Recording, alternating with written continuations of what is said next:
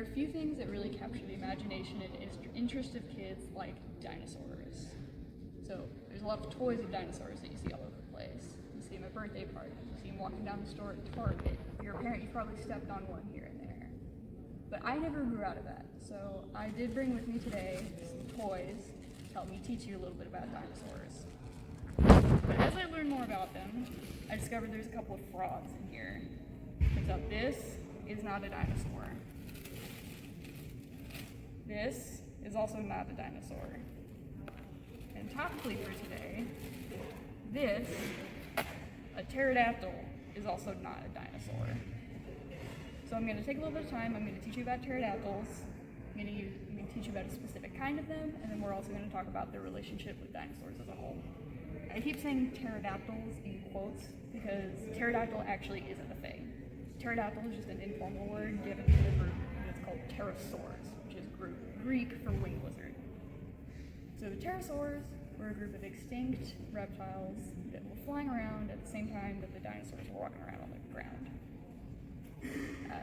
They were the first vertebrates to evolve flight, and they were on the planet for about 150 million years, and they were found all over the world.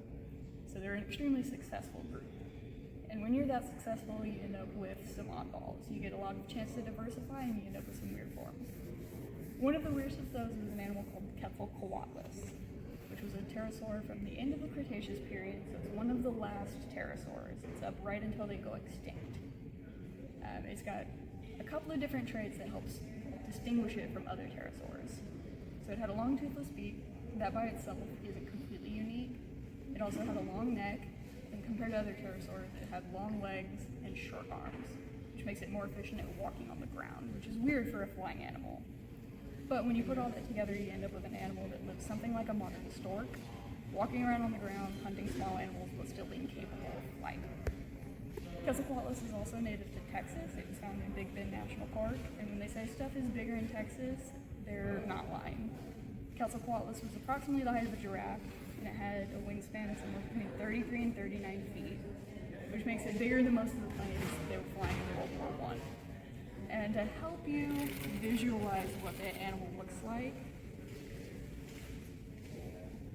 here's a picture of me standing next to a model of one at the Field Museum in Chicago. And I know what you're thinking, that looks like a dinosaur.